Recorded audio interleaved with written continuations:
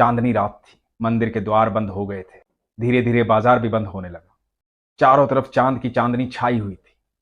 चांद की रोशनी में यमुना नदी, भगवान का भवन, माँ राधा रानी का महल, कुंज की गलियां, पेड़ पौधे, निधिवन बहुत सुंदर लग रहा था। ठंडी ठंडी हवा चल रही थी। कुछ एक लोग पान की दुकान पर खड़े थे। पान की दुकान से एक व्यक्ति अपने घर की तरफ बढ़ा और उसने देखा कि रात्रि के 11 बज चुके हैं। सारा बाजार बंद है, सुनसान गलियां हैं, लेकिन एक दुकान से रोशनी आ रही है। एक मिठाई की दुकान, हलवाई की दुकान। वो व्यक्ति वहां गया और उसने देखा कि एक बूढ़े बाबा लड्डू बना रहे हैं। तो इस व्यक्ति ने कहा कि बाबा, रात के 11 बज गए हैं, आप अब भी मेहनत कर रहे हैं, घर जाइए, बहुत रात्रि हो गई है। बाबा ने हंसते हुए कहा कि बेटा, पापी पेट का सवाल है, काम तो करना ही पड़ेगा। सुबह किसी का ऑर्डर है, इसलिए लड्डू बना रहा हूं। तो इस व्यक्ति ने हरे कृष्ण बोला, राधे राधे बोला और चला गया। बाबा लड्डू बनाने में व्यस्त हो गए।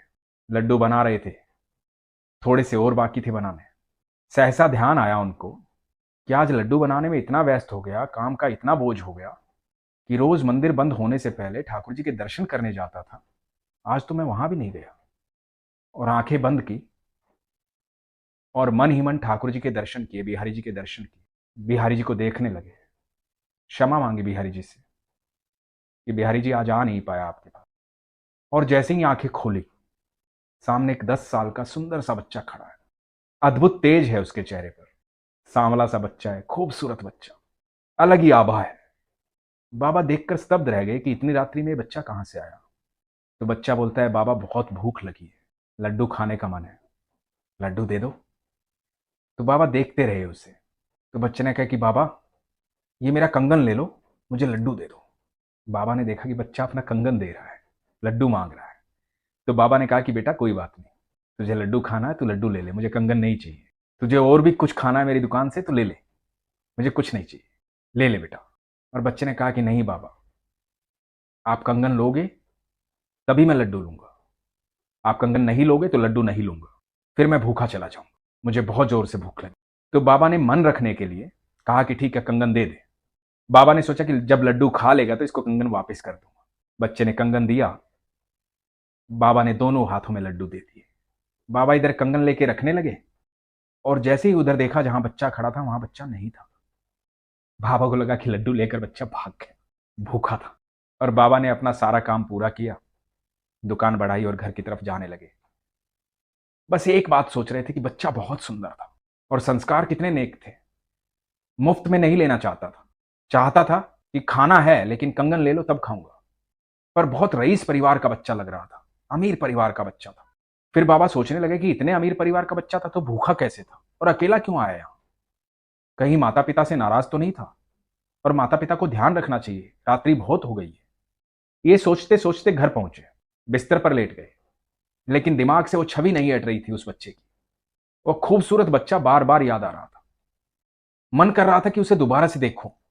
तो बाबा ने सोचा कि ठीक है, जब बच्चा घर पहुंचेगा हाथ में कंगन नहीं मिलेगा, क्योंकि कंगन सोने का है, तो माता पिता पूछेंगे कंगन कहाँ है। फिर वो बताएगा कि भूख लगी थी, ऐसे ऐसे वहां कंगन देकर आ गया।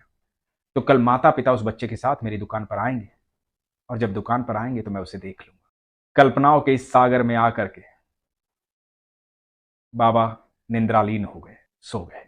सुबह उठे, दिनचर्या शुरू की। उठते ही दिमाग में फिर वही बच्चा चल रहा था कि आज बच्चा आएगा अपने माता पिता के साथ, उसको कंगन लौटाऊंगा। और कुछ दिमाग में चल ही नहीं रहा था। बड़ी कोशिश की दिमाग को शांत करने की, लेकिन हो ही नहीं रहा। बार बार बच्चा ध्यान में आ रहा है। दुकान खोली, अपना पूजा पाठ किया, सारा काम किया, दुकान पर बैठ गए, सोचे जा रहे हैं कौन था बच्चा, आया नहीं अभी तक। इतने में देखा कि मंदिर के भंडारी जी जो है वो दुकान के सामने से जा रहे हैं घी लेने, घी का पात्र उनके हाथ में। तो बाबा की आदत थी रोज की, भंडारी जी को आवाज दी, जय हो बिहारी जी की, कैसे हो भंडारी जी। तो भंडारी जी ने जवाब दिया, जय हो बिहारी जी की, ठीक हूं बाबा। तो बाबा को लगा कि भंडारी जी उदास है। भंडारी जी को बोले, क्या हुआ भंडारी जी, बड़े उदास लग रहे हैं आप, ऐसा तो कभी नहीं देखा आपको। तो भंडारी जी बोले, क्या बताएं बाबा, ठाकुर जी का कंगन चोरी हो गया है। कल मैंने अपनी आंखों से देखा था, उनके दोनों हाथों में कंगन थे, आज एक ही हाथ में कंगन है। पता नहीं कौन चोरी करके ले गया ठाकुर जी का कंगन। और ये बात इधर भंडारी जी कह रहे थे और इधर बाबा जो है वो एकदम स्थिर हो गए। तो भंडारी जी ने देखा कि ये क्या हुआ। बाबा के चेहरे पे पसीना ही पसीना, होठ कांप रहे हैं, बोलना चाह रहे हैं, बोल नहीं पा रहे हैं, शरीर कांप रहा है। बाबा को एहसास हो चुका था कि ठाकुर जी से मिल चुके हैं। ठाकुर जी आए थे अर्धरात्रि में, लेकिन कैसे बोले। ठाकुर जी को देखने के बाद जुबान कहाँ रह जाती है आदमी के मुंह में। तो ठाकुर जी हैं, उनकी ऊर्जा ही अलग है। पूरा ब्रह्मांड उनकी ऊर्जा से चलता है, तीनों लोक उनकी ऊर्जा से चलते हैं। उन्हें देखने के बाद बोले कैसे कोई। भंडारी जी ने कहा, क्या हुआ बाबा। बड़े कांपते हाथों से वो कंगन उठाया। भंडारी जी से पूछा, क्या ये ठाकुर जी का कंगन है। और भंडारी जी बोले, बाबा आपके पास कहाँ से आया, यही ठाकुर जी का कंगन है। बाबा ने सारा वृतांत बताया, आंखों से अश्रु बह रहे थे। बता रहे थे, मेरे कन्हैया रात को आए थे मेरे पास, भूखे थे मेरे कन्हैया। बोले, कंगन ले लो बाबा, मुझे लड्डू खाने हैं। कंगन नहीं लोगे तो लड्डू नहीं लूंगा, भूखा चला जाऊंगा। और बाबा रोते रहे, सारी बात बताते रहे। भंडारी जी को याद आया कि कल रात्रि में ठाकुर जी को लड्डू का भोग ही नहीं लगाया था। और भंडारी जी कंगन लेकर के ठाकुर जी के पास वापस चले गए। इधर बाबा अपने कन्हैया को याद करते रहे, कृष्णा को याद करते रहे। यही माया है मेरे ठाकुर की, आप दिल से याद करो, वो प्रकट हो जाते हैं। वो कभी भी, कहीं भी, कैसे भी, किसी के पास भी आ सकते हैं। आप जानते नहीं हैं, आप सबके साथ वो हर पल रहते हैं। आप दिल से याद नहीं कर, और जब आप दिल से याद करोगे, आत्मा से याद करोगे, आप यकीन मानना ठाकुर जी आपके सामने आ जाए। बाबा को याद आया था कि आज मंदिर नहीं गया, आंखें बंद करके मानसिक पूजा कर लेता हूं, मेरे ठाकुर को देख लेता हूं। जैसे ही ठाकुर का ध्यान किया, ठाकुर जी सामने। यही तो माया है उनकी।